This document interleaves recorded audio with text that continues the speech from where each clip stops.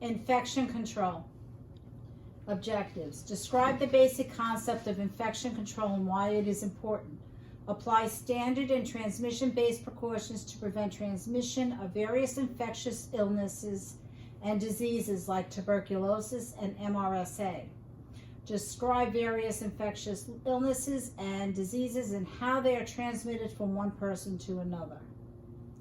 Transmission of infection. You got the reservoir, the portal of exit, method of transmission, and susceptible host.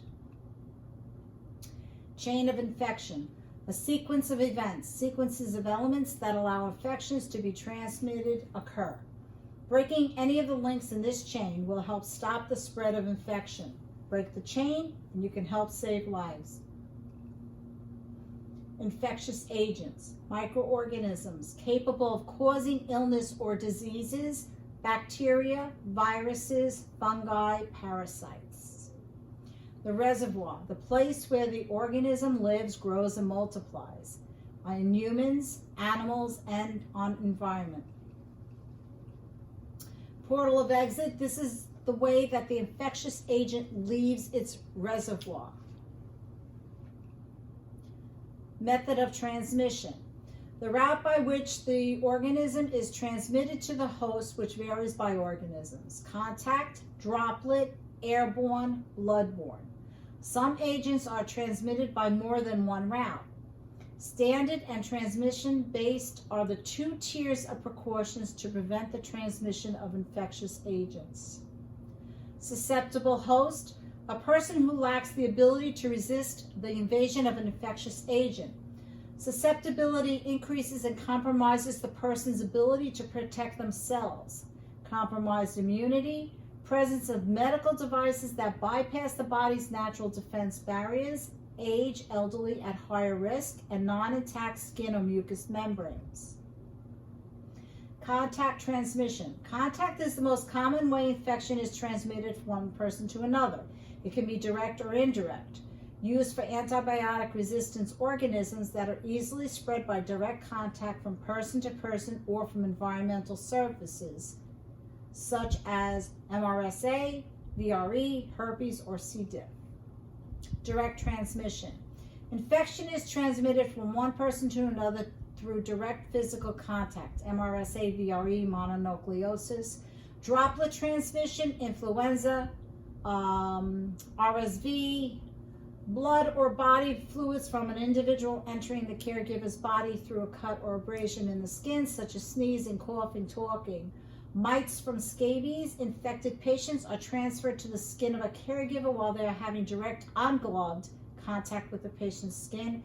And a healthcare worker develops a sore on his mouth after contact with a patient with herpes simplex virus, HSV. Indirect transmission involves the transfer of an infection through a contaminated object or person. Many microorganisms can live on surfaces for extended periods of time, hands not properly washed. Proper hand washing is essential. Use soap and water hand washing instead of alcohol-based product when visible soil is present. A provider touches an infected body of one individual and then touches another individual. A child sneezes on a stuffed animal he is playing with, and then another child plays with that toy. Airborne transmission occurs by the distribution of either airborne droplets or small particles which can be inhaled by another person. These airborne germs are tinier and lighter than droplets, allowing them to travel through the ventilation systems and can live a long time in the air, more than 3 feet through the air. COVID-19 and TB is spread through airborne transmission. They can also travel through air currents and can be inhaled. Bloodborne pathogens, disease-producing microorganisms spread with blood or other body fluids contaminated with blood from an infected person. Infectious agents can live in the bloodstream and in other bodily fluids that contain blood components, seminal fluid.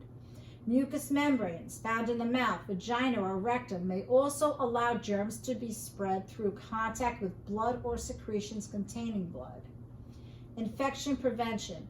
Hand hygiene, single most important practice to reduce the transmission of infection. Essential element of standard precaution. Alcohol-based hand products are appropriate for use unless your hands are visibly soiled. If hands are visibly soiled, wash them with soap and water.